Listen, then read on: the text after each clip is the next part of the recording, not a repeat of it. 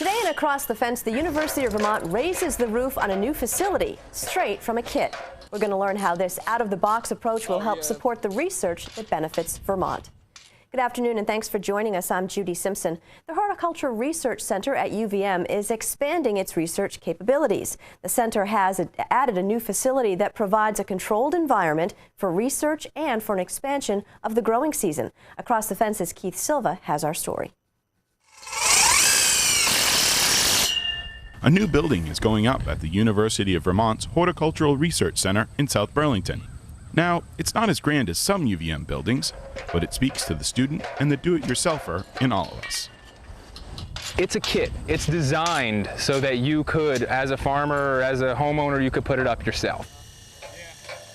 Structures like this go by many names: greenhouses, hoop houses, or high tunnels. Call it what you want, but when it comes to having to build one, the differences are similar. Woo! It's a lot of metal. It's, a lot of getting things level and straight and, 4 feet on center. All the bows are 4 feet on center. You just do your best to get it. There's no perfect high tunnel installation. It's by virtue of the site and the situation. Here at UVM, this is a really sandy, relatively flat, really great place to put up a greenhouse, so it was really easy. So when we drove in all of our stakes, our posts, everything went in nice and smoothly. That's not true for most of Vermont. In the past couple of years, Viner has been contracted to build or helped in the construction of these structures as farmers look to increase the availability of fresh local produce long before and long after the growing season. Season extension is the reason. Predominantly, you're going to go well into both shoulder seasons. You're coming out of March or February, you're already in there, and you're going well into November, even into December. You have a lot more control inside this. You can control your humidity better. You can control your bugs and pests and hopefully some disease and stuff like that. You can control your soil. People are thrilled. People are putting these up all over the place. There is nothing like going into your greenhouse and planting in February or March and it's 75 degrees in there, and there's snow out everywhere else. From the bottom up? Yep, from the bottom. Viner is getting help on this project from students enrolled in the UVM Farmer Training Program. For 6 intensive months, these aspiring farmers receive a hands-on, skill-based education in sustainable agriculture. No experience needed. I have zero farming experience. I came into here with a very blank canvas and just to try to learn and soak up as much information as possible. Personally, I've never taken a biology class in my life, so to come into this and to try to figure out the plant families, try to learn those, or to figure out what a soil horizon is a bit challenging, but I think there's at least half the program people are from the same coming from the same place that I am. So you're all learning together. See that one? Students in the UVM Farmer Training Program also learn about markets and how to sell what they grow. Oftentimes, it's the intangibles of the learning process that make the difference, like, say, helping out to build a greenhouse. You're learning what an impact driver is. You're learning how to use those things. You're learning what a tech screw is and how it works. When you're farming, you're always working on different things. So there's, of course, the aspect of growing plants and vegetables. That's a big part of it. However, when, let's say, your tractor breaks down, and if you could diagnose the problem and fix it yourself, then you just saved yourself $50, $100, $200 and a whole lot of time and delay with your your schedule. Oh, yeah. By virtue of wanting to become a farmer, you end up becoming a carpenter and a mechanic and a plumber and everything else. So you'll have to know these things. They'll just come up. You're going to need to fix this. You're going to need to put up a fence. You're going to need to, repair your tractor. 45 3/4. I've worked on a lot of different farms, and every farmer I know just ends up knowing these things. If you add big infrastructure projects like hoop houses, you have to learn all that. A lot of it is straight up plumbing. A lot of it is straight up carpentry. Every farm I work on, they're learning how to do lumber work. They're cutting with chainsaws. They're taking down trees. They're, aside from doing just seeding and planting and fertilization and When it comes time to cover a structure like this, it takes more than Viner and a couple of students. A very big piece of plastic. It's a humongous sheet of plastic. In this case, it's 2 sheets of plastic. Each single sheet of plastic is 85 feet in length. To work with such a large and often unruly material, the weather has to be perfect. It's a really windy site here. You know, we have Lake Champlain just to our west. We'll probably do it at 6, 7 o'clock in the morning, and we'll try to gauge a day that'll be calm.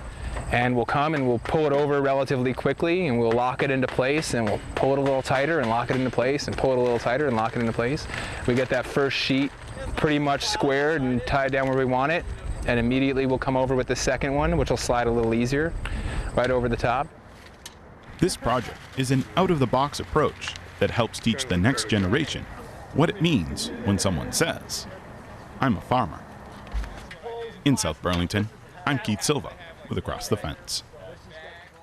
Joining me now is the director of UVM's Plant Diagnostic Clinic, Ann Hazelrigg. Ann is also an instructor with UVM Extension. Always great to have you here. Thanks. So how's the hoop house? Is it ready to go now? It's great. It's ready to go. It will probably be filled up with plants as soon as the farmer training program starts up again in May. So we're ready to hit the ground. So now your plant diagnostic work also picks up this time of year, and you've got some important information on plant disease that you want to share with our viewers. Yeah, there's always something new. It's good. It's job security, I think. But there are a couple new diseases that we should watch for in Vermont this next spring, and one is called impatiens downy mildew. And it's a fungus disease. We've got some slides of pictures of what it looks like. But the first thing gardeners would notice is that the leaves are yellow and sort of curling down. I think we have a slide that we can show of the symptoms. Yeah. So what you see is sort of this curling down of the leaves. It almost looks like they need water. Right. So then this pathogen likes cool, moist conditions. So if you have those conditions, if you see this next slide, if you look a little closer, and you turn under the leaves, you'll see this white coating of spores. And the next slide that I have really shows that white coating. That almost looks like a variegated leaf or something. Yeah, it's incredible. They're covered with these white spores, and these spores are very lightweight. They're carried by wind currents long distances, and they're, carried around, and they're going to drop on uninfected impatiens plants. The good news about this disease is that it only affects garden impatiens, the common garden impatiens. So no other bedding plant is affected. So New Guinea impatiens are not susceptible. Coleus, begonias are not susceptible, but common garden impatiens are quite susceptible. And I think I saw it a little bit around the state, and you had even mentioned that you probably... I had an issue with my impatiens. I just noticed they didn't grow well, and then they've kind of withered and died. Yes. And you said that that's probably the disease, and I shouldn't plant impatiens in the same spot. Right. This pathogen has a long-term overwintering spore, so any impatiens that got left, the pathogen has probably produced this spore. So it's going to be ready to go this spring. So if you put impatiens right back in that soil, that spore is going to germinate and reinfect those plants as soon as we have cool, wet weather. Now, how long do you have to wait before you could put impatiens in the same spot, or should you just give it up for a while? I think we may be done with garden impatiens for a while. Really? Yeah, because let's take a look at the next slide. But it just defoliates the plants. This is what a lot of impatiens look like at the end of the season, and so they can become infected early in the spring when it's cool and wet, and then it sort of slows down when it becomes hot and dry, and then the fall comes and it's cool, wet again, and they just get defoliated. Now you could spray fungicides, but you'd have to spray them constantly. It's not worth it as a home gardener to do that. It's just better to choose a whole different new cultivar, new variety of plant. And the greenhouse growers are aware of this, and so they're probably ramping up production of begonias and coleus and other shade-loving plants. Where does this spore come from, do you know? Well, no, I'm not sure. It came up, it was a problem in mid-Atlantic states, and it blows up, and I'm not sure if it originally came from Europe. I'm not sure where it came from. But the pathogens, they're always evolving. They're mutating so that they can attack more plants and new plants. So it's kind of a race. Yeah, it's kind of scary. Yeah, it is. And I do have one more slide here on the management of this pathogen. Some of the big greenhouse companies have said that we may be able to get away with planting impatiens one more year because these overwintering spores may not have been produced. But it's best probably not to risk it. Well, there's certainly plenty of other choices. Yeah, there are. So don't grow impatiens. Look for new shade-loving plants. And as I said, fungicides would have to be applied constantly. And if people would like to read more about this pathogen and disease, they can go to the Master Gardener website. And it's up on the screen there, and look under resources. And we have a fact sheet on this disease. Good to know. Yeah. So what else have you got for us? Well, there's another new disease that's sort of knocking on our doorstep. It's not here yet, and hopefully it won't show up. It's called boxwood blight. And it's really been devastating in Connecticut and Massachusetts. Really? Okay. Yeah, this is another new disease. And fortunately, in Vermont, we don't have that many boxwoods. But this pathogen, it's another fungus disease. It can also attack Pachysandra, which we do have. So let's go back to that last slide. The symptoms of the disease, it causes this small leaf spot on the foliage. And then this disease likes warmer, wetter conditions. But, you know, with global climate change, we are having warmer, wetter conditions in Vermont. So we may have it. So the next slide shows what happens. Oh, this is the pathogen, what it looks like on Pachysandra. You see those little yellow leaf spots. So if people do suspect this in their gardens, I'd be really interested to see a sample and to know about it because we'd like to track this if it ever comes into Vermont. So the next slide shows what happens with boxwoods infected with this disease. It just causes rampant defoliation, and they've determined that the pathogen can live on those leaves that have dropped for up to 5 years. So again, another instance where you can't put boxwood back in the same place. And it would kill the plant, I would assume. Yeah, it does. It kills it pretty rapidly. I think the next slide shows what happens. These looked fine in the fall, and then all of them were dead by the end of the summer. It's just wiping out mass plantings of boxwoods. And boxwoods are used for like a little hedge a lot of the time. So I think they're very popular in that area. And this is another one, a big hedge of boxwood that just has died over the course of the summer from this pathogen. I'm surprised it happened so quickly. Yeah, these pathogens can work really fast if they have the right environmental conditions that they like. And this one likes warm, wet conditions, and they obviously had those conditions in Connecticut and Massachusetts last summer. So that's a big financial hit for people who have to pull up gardens and it's huge. Plantings. And landscape plantings. I think we've got another slide too showing another symptom of this disease that causes this quick dieback. Is it produces a canker, which is a sunken area on the stem. And so you can see that blackened area. I think we have another picture that's a close-up.